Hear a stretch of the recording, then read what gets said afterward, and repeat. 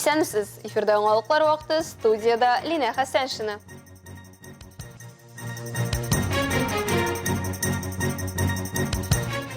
Әлмәттә татар көрәшенең легендасын искә алдылар.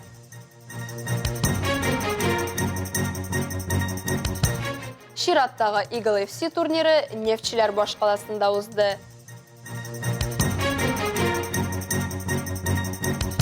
Ознакайда сон дәресләре циклы дәвам итә. Ул спорт дөньясына якты йолдыз булып килеп керде дә, тарихка үз исемен алтын хәрефләр белән язып китеп барды. Татар көрәшенең легендасы булган Ильяс Галимовны аның тарафдарлары әнә шулай искә ала. Узган шимбә калабызда аның истәлегенә яшүсмерләр һәм яшьләр арасында көрәш турниры узды. Аны Рәдифә Нугманова күреп кайтты. Көндәшне күтәреп, аркасына әйләндереп салыр өчен бик күп көч сарыф итәргә туры килә. Моның өчен осталык та, кыйлык та таләп итә. Дөнья чемпионы исеме алган Россиянең спорт мастеры, Татарстанның атказанган спорт мастеры исемен йөртүче Ильяс Галимов та кайчандыр шушы егетләр кебек келәмдә үсеш башлый. Һәм бүген үз исемен ул Россия һәм Татарстанның спорт дөньясында алтын хәрефләр белән язган кеше. Республика турнирының тантаналы ачылышына кадәр үк Татнефть спорт комплексы келәмендә яшь батырлар үз көчләрен сынап карарга өлгерде инде. Татар милли көрәшенең легендасы булган Ильяс абыйлары Галимов истәлегенә багышланган турнирда беркемнең дә сынатасы килми. Күреп булмаса да аның исемен аларның һәрбере ишетеп белә. Шуңа күрә аңа тиңләшергә тырышу һәр татар батырының максаты булырга тиеш дип саныйлар. Беләм, бигрәк беләм яны. Ишкән баран турында тоже. Җиңәргә дип килдем инде. Хочу, стать как он, потому что он пример дает спортсменам. Яны аның сөйләшкәндә даже күргән бар аның. Ул не сдаваться, главное, әйтә и все. Главное не сдаваться. И шуннан соң мин не сдаюсь никогда. Ширмешан районы Лашман авылы егете өчен турнирда катнашу якташының якты истәлеген саклауга тиң. 11 ел көрәш белән шөгыльләнүче батыр өчен татар милли көрәше тормышының аерылгысыз өлеше.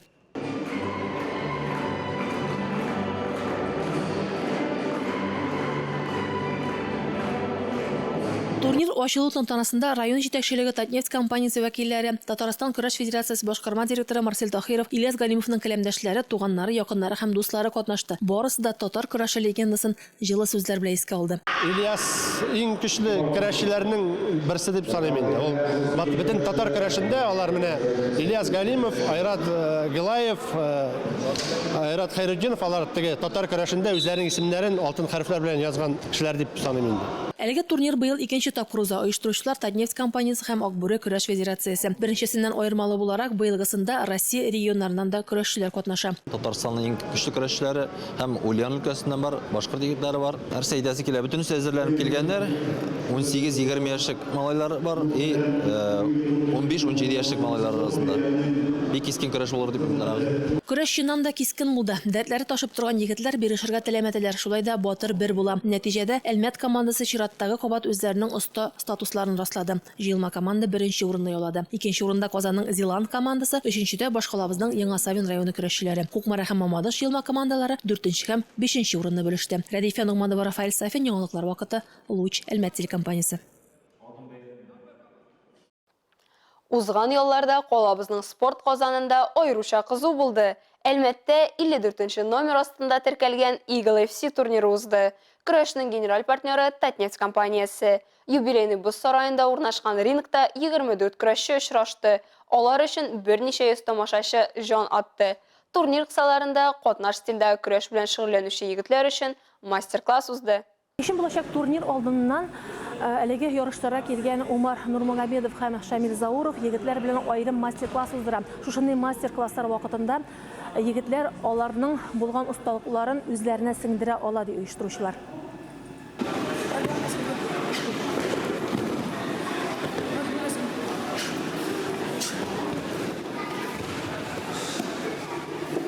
Уен булсынмы ул яки тренировкамы, ул һәр вакыт җылынудан башлана. Катлаулы булмаган махсус күнегүләр ярдәмендә спортчылар да, тренерлар да мускулларын җылыта. Шулай итеп, тәннәрен сыгылмалы һәм чыдам итә. Бүген исә Ирбис залында аеруча җанлану күзәтелә. Усталарның дәресләреннән һәр спортчы файда алырга тырыша.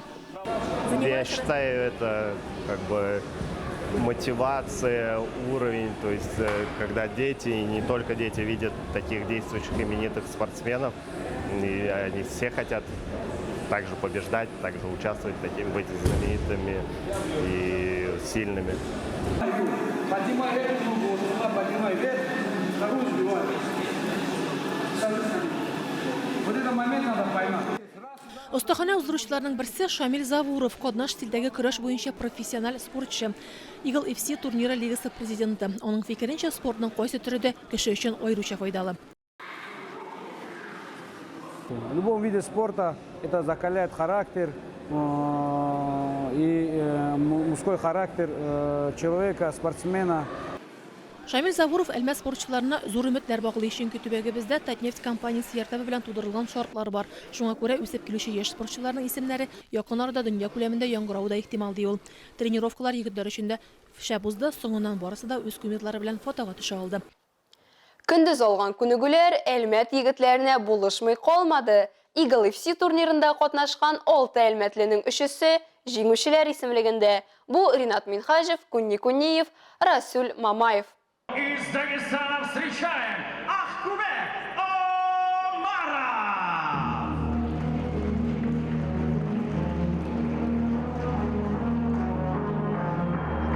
Дәртле музыка, дәртле спортчылар, дәртле җанатарлар. Eagle FC турниры юбилейный боз сарайында йөзләгән әлмәтлеләр һәм калабыз кунакларын җыйды. Төбәгебез өчен чагыштырмача яңа булган бу форматта узучы турнир беренчесе түгел. Шуңадыр магында катнашучылар да, җан атучылар да артканнан арта бара. Рингта бара торган монда уеннарга берәүләр эмоция алыр өчен килсәм, икенчеләр исә якыннары өчен җанада.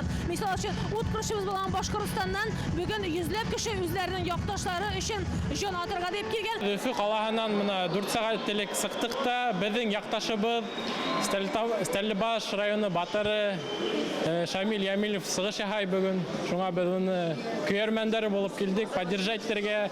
Ни өчен бу спорт түре? Чөнки без үдебез теге саккана занимация итәбез. Но в основном Шамилде поддержать итәргә килдек инде.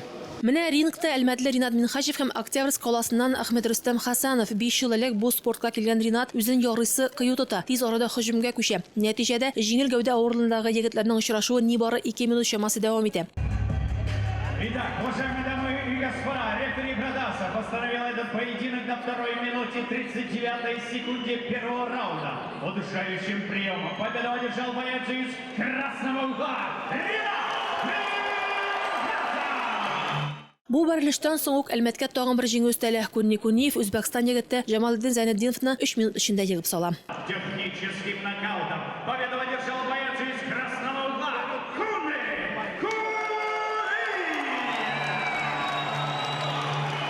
Моннан тыш турнирда урта гәүдә авырлыгында Шамил Ямилов һәм Махир Мамедов, җиңел авырлыкта Магомед Курбанов һәм Рамин Султанов арасында титул бәрелешләре дә узды. Рәдифә Нугманова, Рафаэль Сафин, Дамир Курбанов, яңалыклар вакыты Луч Әлмәт телекомпаниясе. Башка темаларга. Узган ел цифрлаштыру елы кысаларында башланып киткән сон дәресләре циклы республиканың барлык мәктәпләрендә дә һәр ай сайын уздырылып килә. Ознакайның 4-нче лицейында узган дәресне безнең төшү төркемендә күреп кайтты. Толырак Эльмира Шарифуллина да. Мәктәпләрдә сон дәресләре үткәрү елдан-ел популярлаша бара. Бүгенгесендә 6-нчы Б сыйныфыннан 26 укучы катнаша. Малайлар һәм кызлар кызыклы сорауларга җаваплар эзлиләр. Әлеге дәреснең темасы мессенджерлар. Аны математика укытучысы Гөлшан Гатина алып бара. Сейчас мы с вами посмотрим видеосюжет. Ни өчен мессенджерлар популярлаша? Бу өлкә белән нинди һөнәрләр бәйле? Дәрес барышында укучылар әлеге һәм башка сорауларга җаваплар эзләделәр. Чарада Мәгариф идарәсе начальнигы урынбасары Алия Раупова да катнашты. Ул укучыларга цифрлаштыруның өстенлекләре хакында сөйләде. Уроки цифры у нас идут уже давно, но с 22 года мы, руководители, начали принимать участие на этих уроках. Очень интересные темы были затронуты, мы сами многое что узнали, смогли поделиться своим опытом с учащимися, рассказать, как мы участвуем в внедрении цифровых услуг в жизнь нашего общества. Дәрес кызыклы һәм мавыктыргыч үтте. Биремнәрне үтәгәндә укучылар кәрәзле телефоннарында эшкә җиктеләр. Укучылар гына түгел, өлкәннәр дә үзләре өчен кызыклы мәгълүматлар алды. Дети очень активно работали, мы с ними узнали о всех мессенджерах, которые есть, узнали этикет при общении с мессенджерами, познакомились с разными площадками, научились работать в чат-ботах, создавать чат-боты. Мне очень понравился этот урок. Я поняла очень много нового, и мне было приятно слушать этот урок, ведь все сидели смирно и ровно. Урок был очень интересный, мне очень понравилось. Сон дәресләренең чираттагысы декабрь айында узачак. Илмира Шарифуллина, Рөстәм Әкбәров, яңалыклар вакыты, Луч Әлмәт телекомпаниясе. Дәвам итәбез. Әлмәтнең престиж бию студиясендә шөгыльләнүче кызлар Мәскәүдән җиңү яулап кайтты. Алар өчен бу Россия күләмендәге беренче бәйге. Әлеге ябык грант халыкара хореография конкурсында безнең биючеләр беренче һәм өченче урынны яулады. Сөенечләре белән Алсу Әхмәтҗанова уртаклашты. Әлмәт шәһәрен Мәскәүдә престиж эстрада заманча бию студиясендә эшләп килүче Апельсин һәм Әкият төркемнәре тәкъдим итте. Бөтен дөньяга популяр булган төркемнәр белән бер сәхнәдә биюе үзе бер бәхет, ди кызлар. Бу хыя сәяхәте иде. Без бик бәхетле конкурста катнашубыз белән. Безнең тренерлар һәм әти-әниләр үзебезне күрсәтергә мөмкин бирделәр. Без үзебез белән бик күп хисләр алып кайттык. Биюче бии остара ди халык. Әлеге бию төркемнәре күп кенә бәйге җиңүчесе. Бу юлы алар тагын да зуррак адым ясый. Рәсәй тамашачын таң калдыра. Ә бу исә көндәлек эш нәтиҗәсе. Анда илебездән нык күч командаларына йөреп кайттык. Алар белән без бер сәхнәдә биюдек. Престиж безнең зур гаилә. Монда шундый рәхәт, җылы. Безнең сказка искиткеч коллектив. Без барыбыз да хәтта ашыганбыз да. Әлеге кызлар шушы төркем белән бергә үскән балалар. Дөрес итеп басарга, матур итеп йөрергә, гомумән сәхнәдә үзеңне ничек тотарга. Буларны барысында аларның икенче әниләре, тренерлары өйрәтә. Бүген престиж бию ансамблендә 8 бию составы эшли. 4 яшьтән алып 13 яшькә кадәр 160 бала шушы студияда биергә өйрәнә. Альметьевск показал достойный результат на таком масштабном конкурсе. Конечно, мы замотивированы. И мы, педагоги, и дети, мы готовы расти, готовы творить и выступать на великих сценах. Возраст у них такой, когда они осознанно уже занимаются этим. Им нравится, они танцуют в кайф. Мәскәүдән җиңү яулап кайтулары белән әти-әниләре дә горурлана. Шундый югары дәрәҗәгә ирешүдә безнең тренерларыбызның да хезмәте бик зур. Аделя Фанисовна һәм Марина Викторовна бик тырыш. Куйган максатларына ирешер өчен алар хезмәтләрен кызганмыйлар. Бу Россия күләм бию конкурсында Апельсин төркеме 3нче урынны яулаган, Әкият төркеме 1нче урында. Бүләк буларак эстрада заманча бию студиясенә тагын бер чакыру килгән. Киләсе елның февраль аенда престиж студиясендә шөгыльләнүче биюче кызлар эстрада бию өлкәсендә 6нчы милли премия чарасында катнашачаклар. Алсу Әхмәтҗанова, Илһам Әхмәтҗанов, яңалыклар вакыты, Луч Әлмәт телекомпаниясе. 15 премьера төбәгебездә уздырылган әллә никадәр фестиваль, берничә дистә меңләп исәпләнгән бәхетле тамашачы. Әлмәтнең Легкие крылья җиңел канатлар урам театры үзенең 7 яшьлек туган көненә әнә шундый нәтиҗәләр белән килде. Туган көнендә ул үз тамашачылары белән билгеләп үтте. Легкие крылья җиңел канатлар урам театры калабызда менә инде 7 ел рәттән хис кичерешләр һәм уңай эмоциялар бүләк итә. Бүген дә алар үзләренең туган көннәрен яңа тамаша белән билгеләп үтәргә җыенды һәм шуңа күрә шәһәребез урамына чыкты. Бүген театр составында 40 кеше, 7 ел эчендә килеп-китеп бүген Россия калаларында белем алучы иҗади яшьләрендә исәпкә алсак, аларның саны 100ләп булыр. Шул вакытта бергәләп 15 спектакль әзерләнгән. Шуларның 7се кышкы тамаша. Произошло очень много разных событий. Это и различные поездки почти что во все города нашей страны. Также мы были за границей в прошлом году.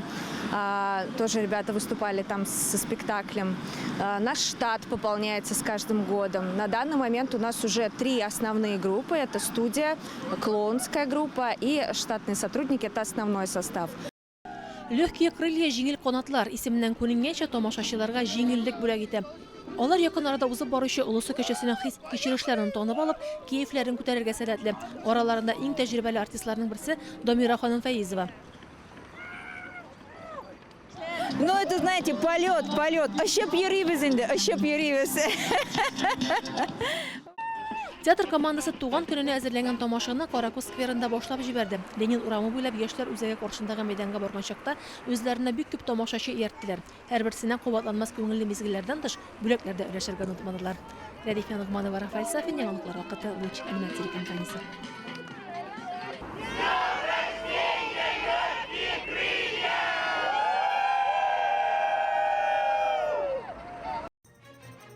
Әлегә шулар, мин Лина Хәсәншина һәм монтаж операторы Булат Усманов сезнең белән сау булашабыз. Исәнемин булыгыз.